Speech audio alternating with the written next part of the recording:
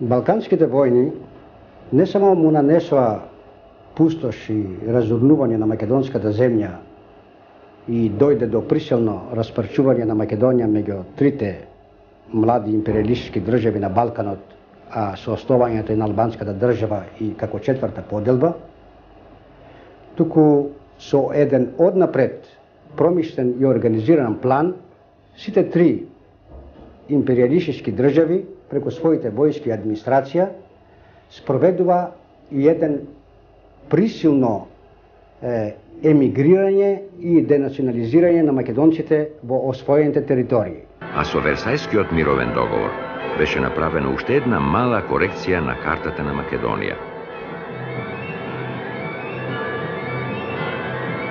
Од Бугарија беше одземена Струмичката околија и беше приклучена кон новосоздаденото кралство на србите, хрватите и словенците. Попусти беа апелите и меморандумите на македонските прогресивни дејци од Швајцарија, Цариград и од Русија на Македонија да й се даде автономија. Версајските миротворци ја потврдија територијалната поделба на Македонија. Во таа состојба поделбата се задржа до денес. Така, благодарение на противречењето на Србија и Бугарија, Грција го доби најголемиот дел од Македонија. Продолжи асимилацијата на македонскиот народ. Најмногу секако настрада територијата во егејскиот дел на Македонија кој беше окупиран од грчката држава, која гонејќи ги бугарските војски од територијата на Солунско, Кукушко, Демирхисарско и Источна егејска Македонија, изврши тешки злосторства врз недужното македонско население, палејќи ги селата, па дури и цели градови како што беше Кукуш, а да не зборуваме и за други убиства, силувања, плячкања со однапред промислен план да се истера што поголем број од македонското население надвор од границите на освоената од грчката војска територија.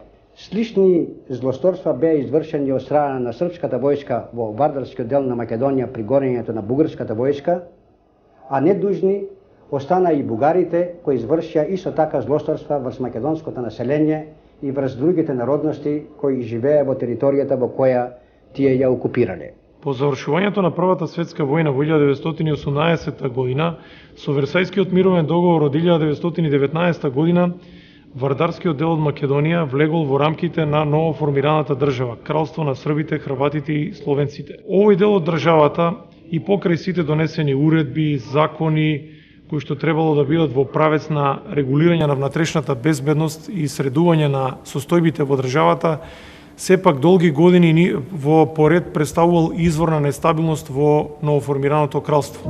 Статусот на Македонија во рамките на кралството на СХС и непризнавањето на самостојниот карактер на македонското прашање создавал антирежимско расположение кое се манифестирало за време на општинските и парламентарните избори.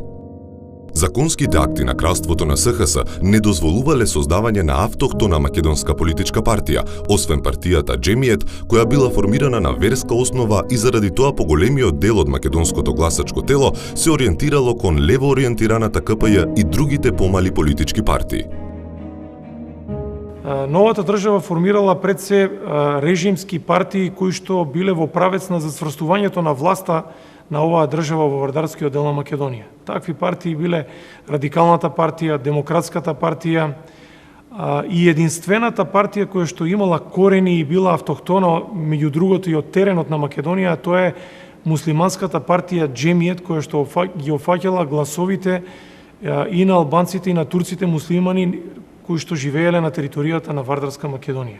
Значи не постоела автохтона македонска политичка партија признаена од тогашната власт во која што македонците биле доминантни или бројни.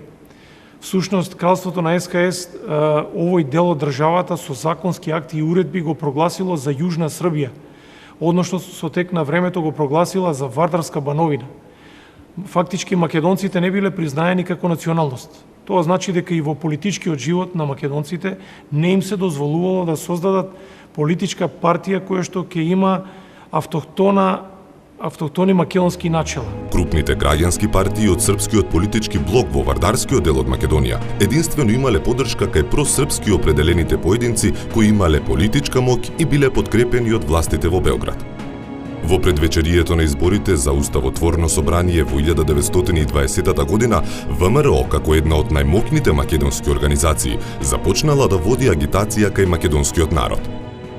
Сета оваа несредена ситуација создавала можности за активирање и дејствување на разни илегални организации кои што требало да дејствуваат во правец на отцепување на овој дел од територијата и присоединување кон некои други делови или пак отцепување на овој дел од државната територија на кралството на СКС и создавање на автономна или независна македонска држава. Тоа биле пред се целите на автономистичката ВМРО, една илегална македонска организација која што имала најдобро организирана мрежа токму во вардарскиот дел на Македонија.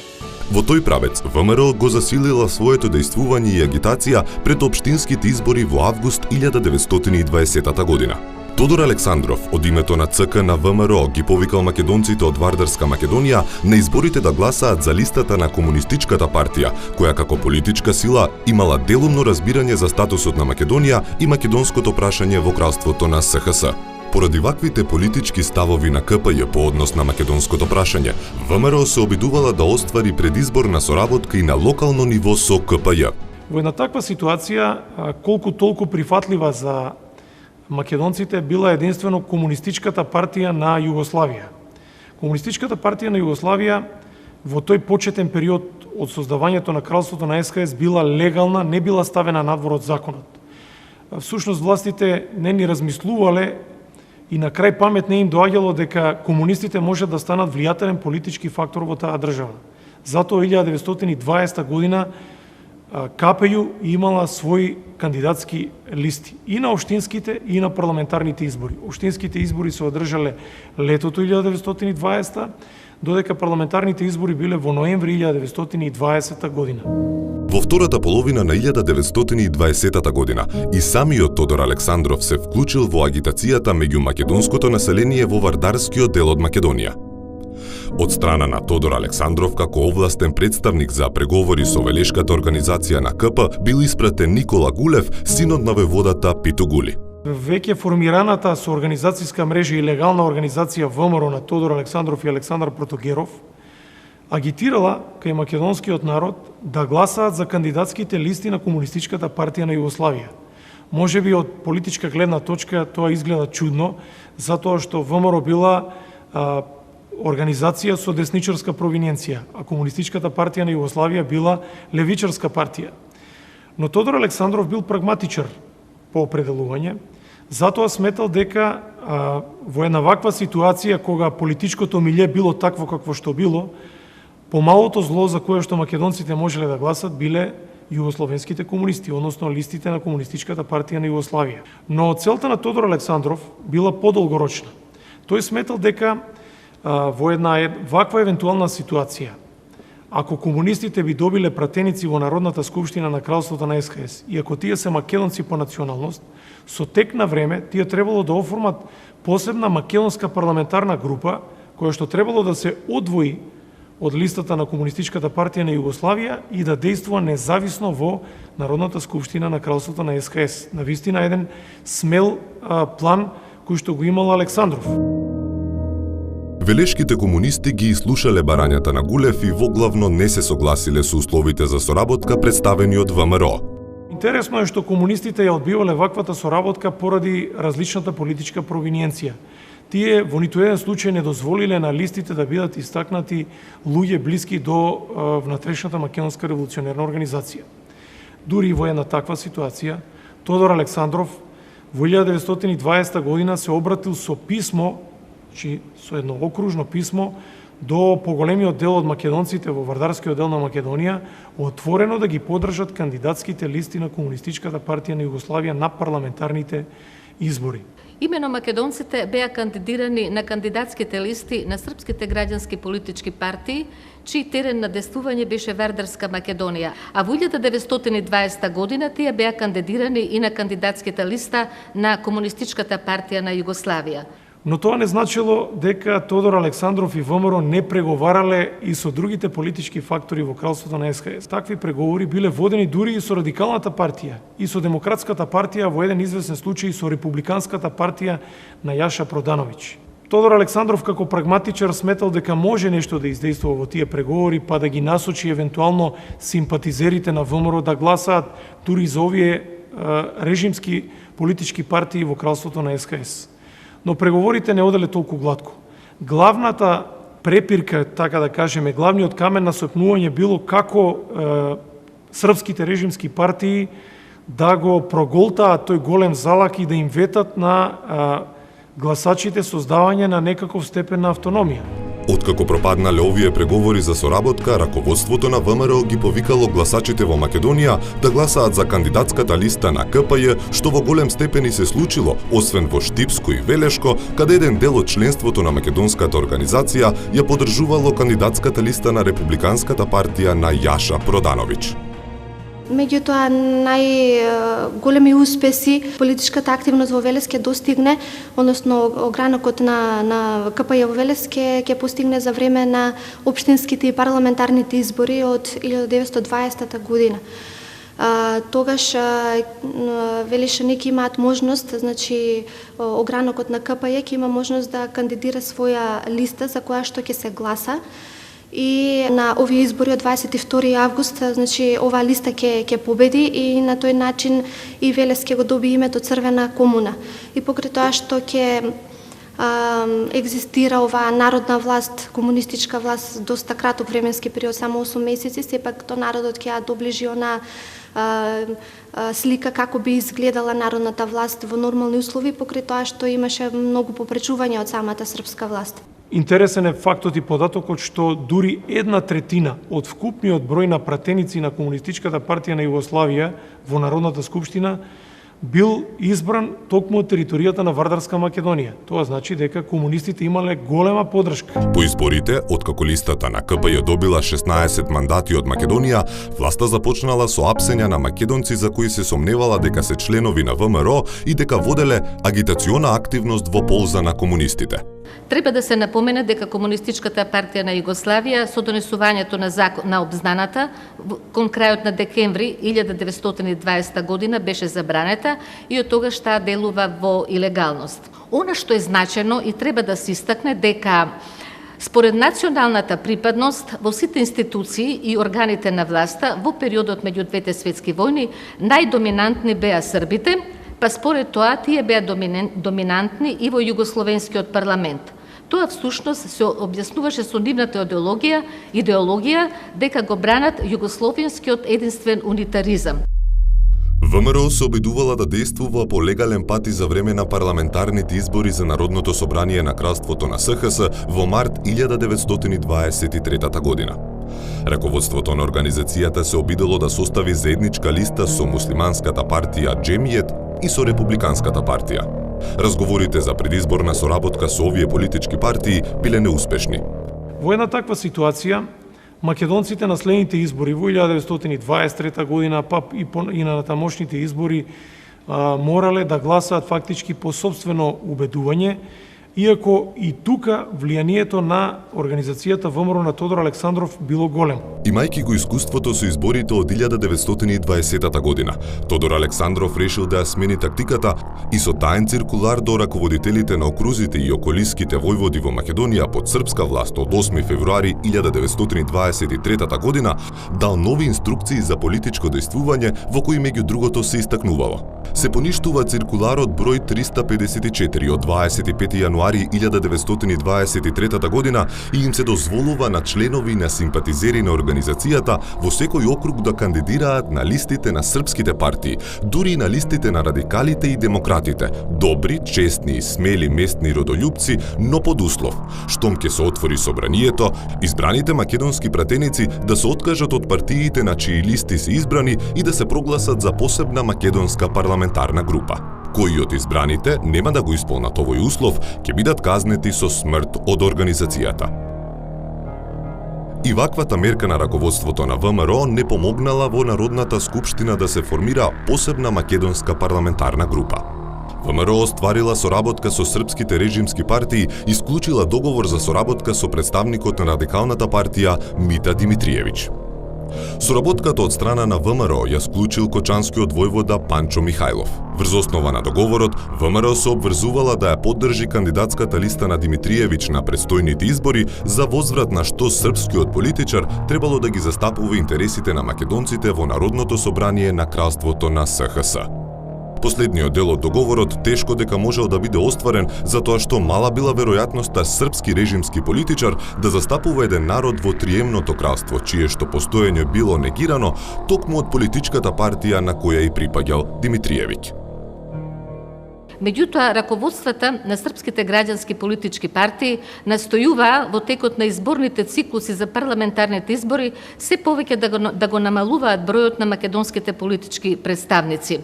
На изборите во 1923 година беа избрани 6 македонци наспроти 8 срби.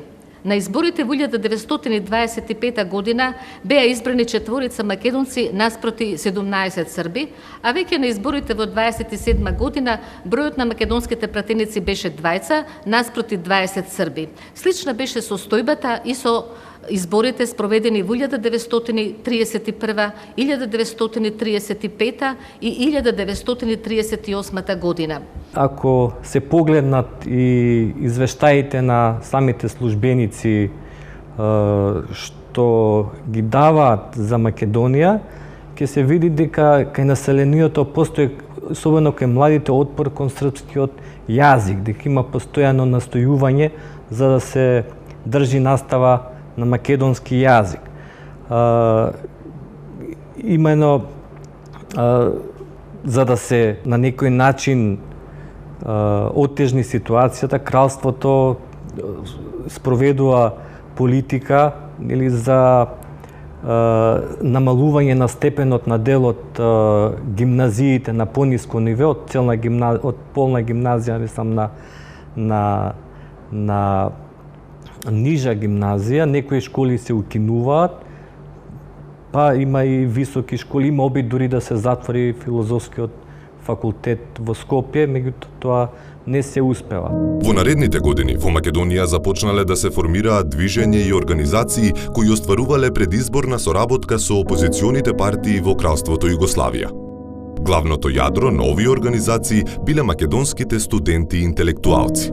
МАНАПО е тајна политичка организација на студенти од Вардарска Македонија во Кралството Југославија. Причината треба да се бара во тоа што на македонското население му беа променети личните имиња и презимиња и тие задолжително завршуваа на ич. Кандидирајќи се на листите на српските граѓански политички партии, македонските политички представници како такви не го застапуваа интересот на македонскиот народ, бидејќи не влегуваа како македонци, како што споменавме, туку тие мора да ги застапуваат партиските, политичките и националните интереси на српските граѓански политички партии. Создавањето на МАНАПО започнува со активностите на една група македонски студенти на Загребскиот универзитет во пролетта 1935 година. Меѓу нив биле Никола Мицев, Кирил Милјовски, Тодор Велков и Лазар Соколов, а потоа се приклучиле и Никола Ѓумуров и Борис Џонов. Поголем дел од споменатите студенти биле членови на СКОј, а некои биле членови на КПЈ.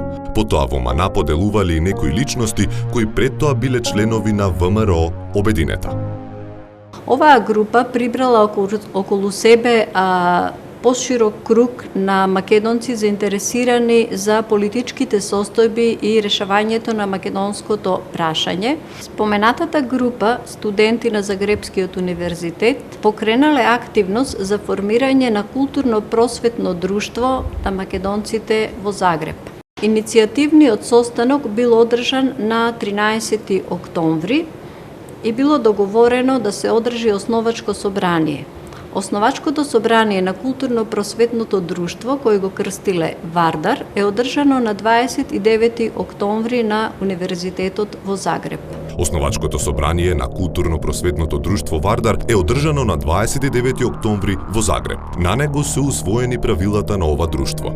За председател на основачкиот одбор бил избран Томе Иванов, студент по право од Струмица, а за секретар Љубен Цветков, студент по ветеринарство од Прилеп. Правилата на културно-просветното друштво Вардар од страна на основачкиот одбор биле поднесени на одобрение до Банската кралска управа на Савската Бановина, а оваа на 10 ноември ги доставила на мислење до Универзитетската управа на Загребското свеучилиште.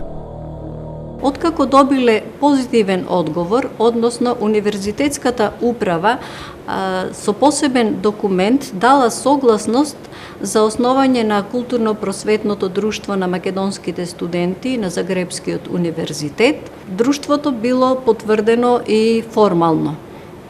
Основачкото собрание во поширок состав било одржано во јануари 1936 година. Кон средината на јануари било одржано собрание на членовите на друштвото Вардар и била избрана нова управа со председател Кирил Милјовски, студент по медицина од Ресен, и секретар Лазар Соколов, студент на економската виша школа во Загреб од Куманово. Помеѓу младите што студираат од Белград и Загреб особено, се јавуваат тие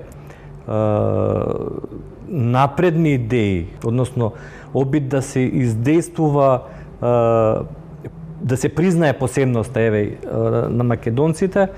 Меѓутоа, генералната политика во тоа време била дека македонците се јужносрбијанци, така се третирани, и дека нивниот карактер е српски, како такви се дел од интегрираната југословенска нација. Напредните македонски студенти во Белград исто така се активирале по примерот на загребските студенти и покренале иницијатива за формирање на македонско културно-просветно друштво Вардар и во Белград.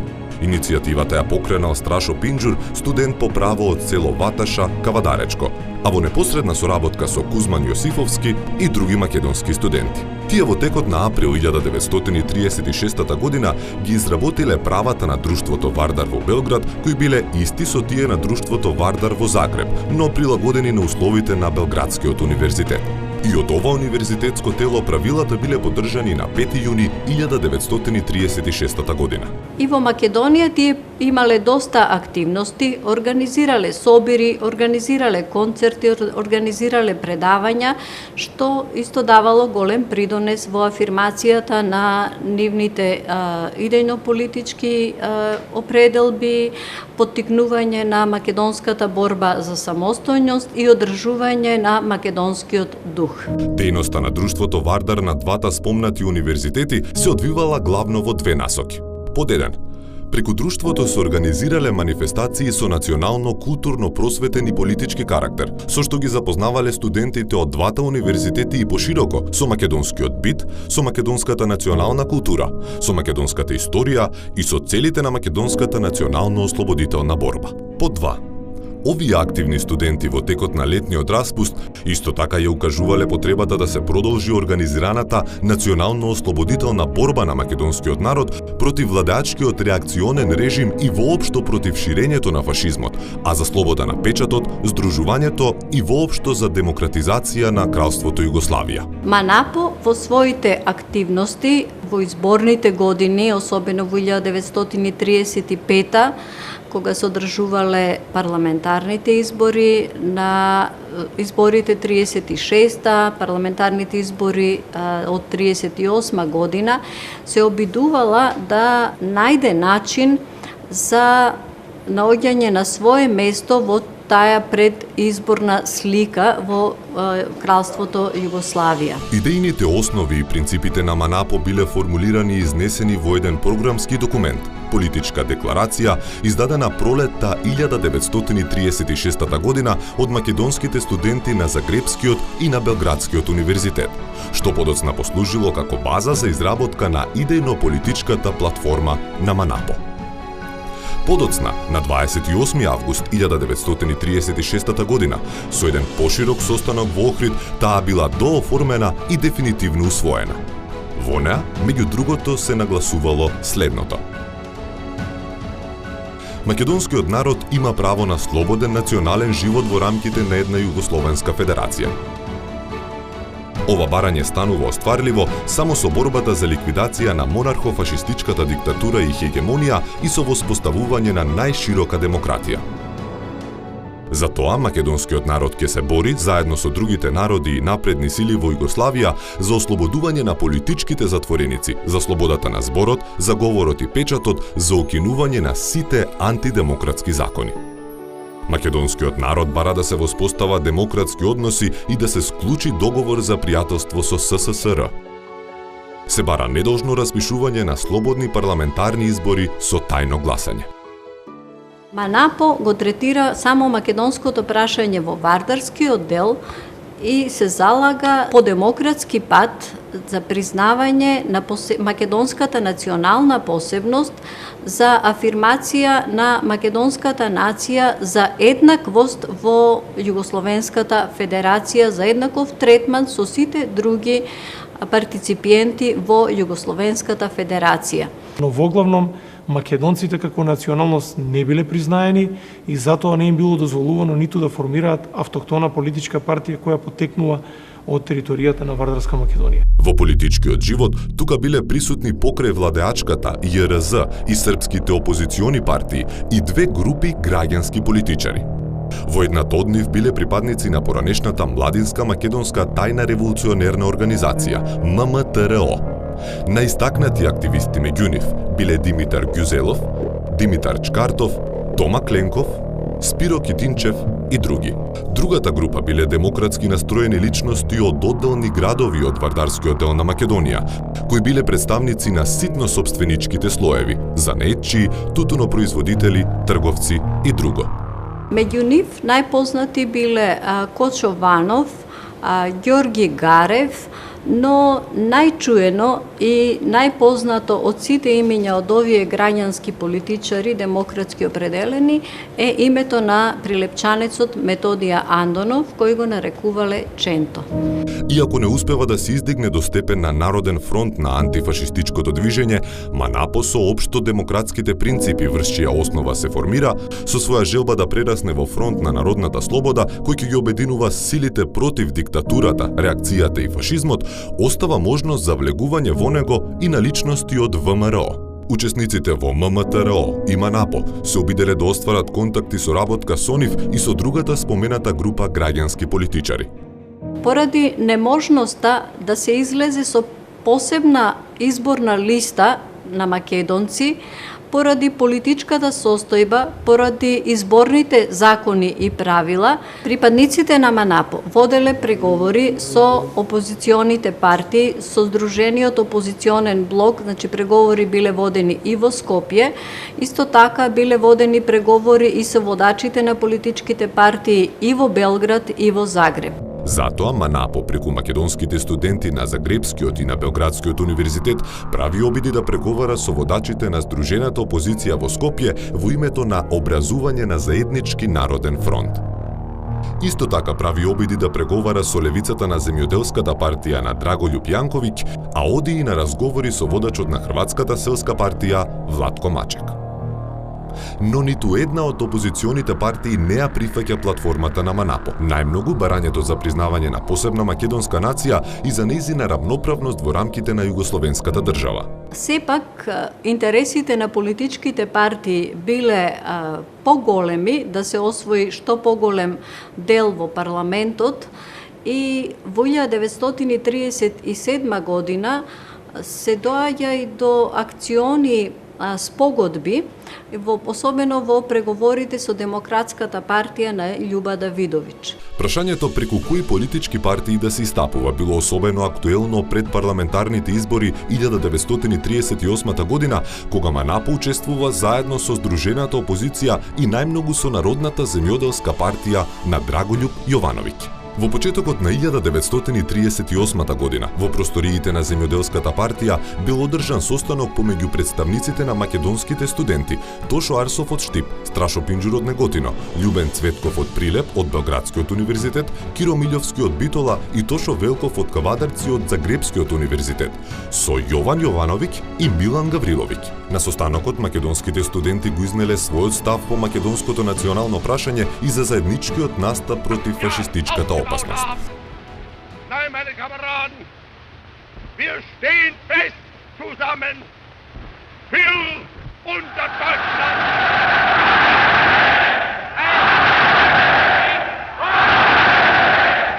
Меѓутоа и акциона спогодба најефективна е постигната со земјоделската партија на Драголјуб Јовановиќ, кога пред изборите во 1938 година на вториот договорен состанок се постигнува македонците да не бидат ангажирани само во организирањето на предизборните собири, туку да им биде дозволено и да зборуваат на тие предизборни собири.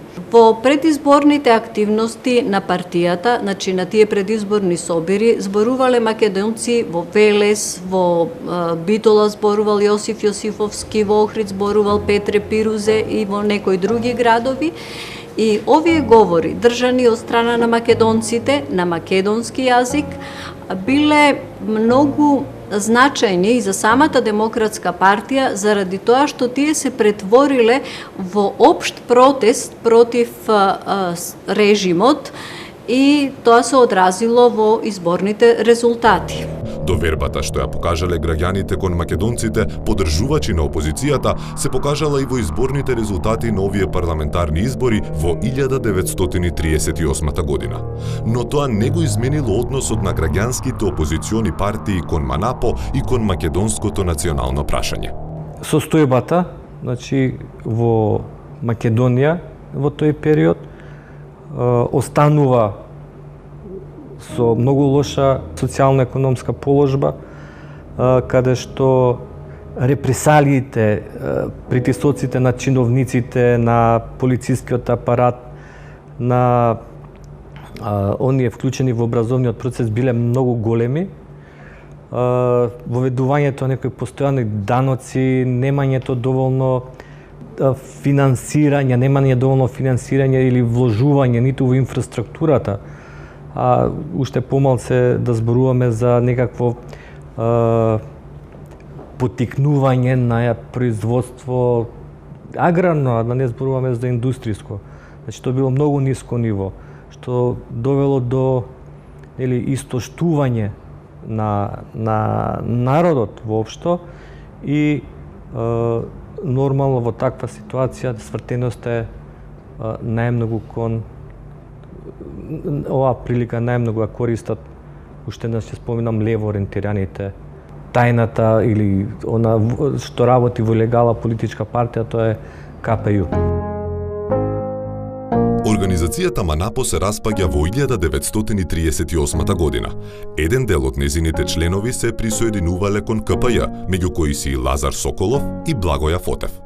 И во наредната 1939 година, во еден извештај за политичката активност во третата дивизиска област од 9 декември 1939 година, се споменува дека во Приле постојат 4 групи, меѓу кои како опозициона е онаа на земјоделската партија, во која биле комунисти и автономисти под водство на Методија Андонов, наречен Ченто.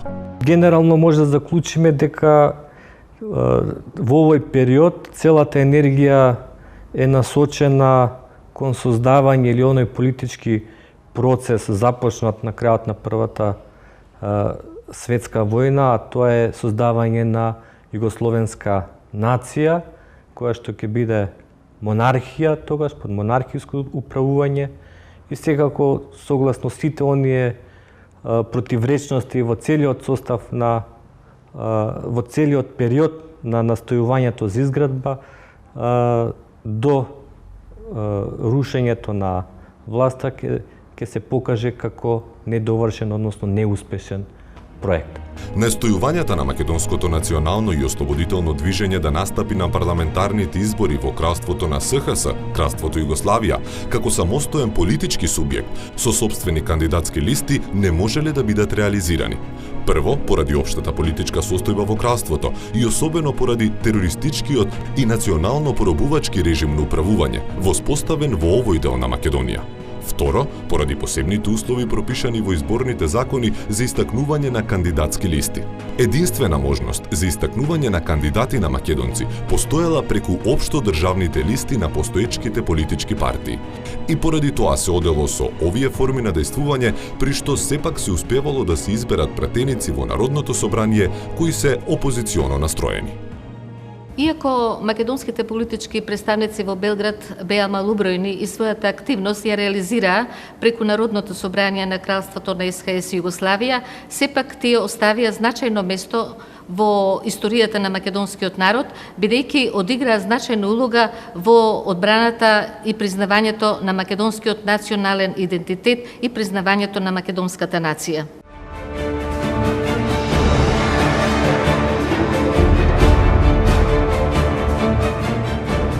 Hrabra jugoslovenska vojska budan je čuvar otadžbine koja je uz mladog našeg kralja jedinstvena i snažna. Kralja i otadžbinu brani i čuva hrabra jugoslovenska narodna vojska.